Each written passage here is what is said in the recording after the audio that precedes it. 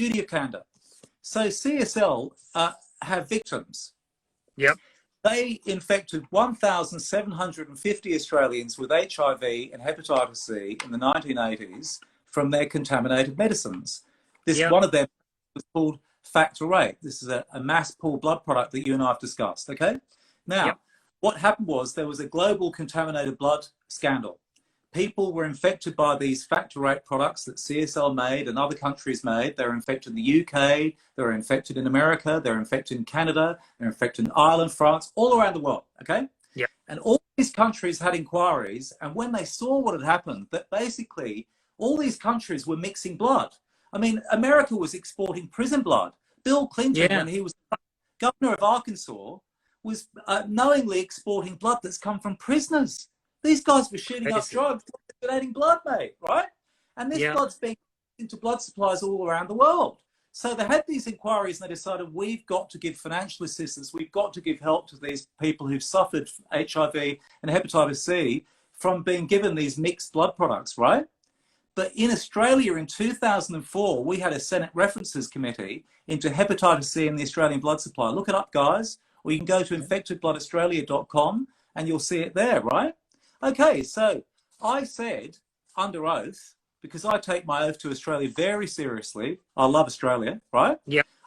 That CSL had been mixing, like a lot of these companies at the time in the 1980s, well, it was then government run, so this is an Australian government cover-up in conjunction with CSL, right?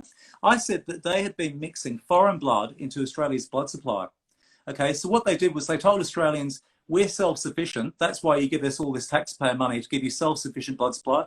We don't mix your blood with foreign blood, okay?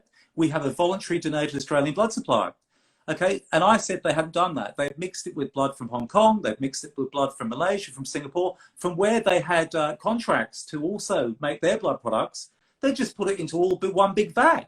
We've got a whistleblower saying they used to open the sachets from Southeast Asia, just bung it into the one vat. Blood from Hong Kong, where they knew, the Australian government said in their own documents, we don't even bother testing it from there because we assume it's all got non-A, non-B hepatitis, the killer strain of hepatitis, the whole lot. So they threw it in. Then they didn't use viral inactivation techniques, okay, because they worried about cost, the cost of such techniques and drops in yield of end product, thinking like a commercial company, right? This is when the CSL was government owned, okay? So they mixed this foreign blood in, and they infected 1,750 Australians knowingly with HIV and hepatitis C. And yet when they were under oath, CSL, at this Senate inquiry, under oath, it's an offence to lie to the Australian Senate under oath, they said, oh no, we never mix blood, apart from, you know, on the rare occasion with New Zealand, but they never, no, on no occasion did we mix blood from Hong Kong, from Malaysia, from Singapore, no. And that lie, I'm afraid, made Australian victims, put them in the international poorhouse of contaminated blood victims around the world. In the UK, they have an inquiry right now. Since 2003, British victims, British people of these mass pool products that CSL make, the type of products they made, had been entitled to financial assistance. They've kept their homes. They've kept their families. You know, even then it's been a struggle for them. But in Australia, we've been devastated. Our victims lost everything when CSL breached their duty of candour under oath at that inquiry. But I'm going to present tonight for the first time ever to protect Australians, why we should have choice, why we should be able to say no to CSL and this COVID-19 vaccine, why we should ask for our money back. How dare the Australian government give this company another $1 billion when they've been lying? Their lies have cost lives, man.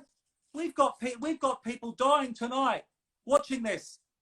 People who've got cancer from CSL's multiple infections from their products that they mixed, like all the companies did back in the 80s. But CSL's candour has put Australian victims in the poorhouse. We've had 1,750 Australians infected with CSL products. Do you know how many are left, Matt? Less than 200. Yeah. Murder, Matt. Where are the police, Matt? Seriously, where are the police? Come on, Australia. Come on, Australia. Stand up for yourselves.